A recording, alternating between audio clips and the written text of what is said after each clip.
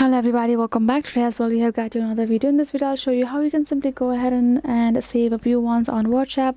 But before that, please do make sure to like our video, subscribe our channel, and yes, without any further delay, we're simply gonna go ahead step into our video. For the matter, what you're gonna do is simply gonna go ahead first, access your WhatsApp, and you're gonna cross it out first, and here in the section you're gonna go to this option called chats.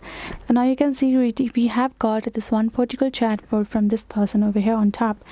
So here in this section we can see this particular chat, right? So if we tap on it, we will be able to see this particular message once, right? But once you go back, it will vanish, because the feature for the WhatsApp is for this purpose only. So you can only see it once and then it will vanish, and it goes both way for you to use and for the sender as well.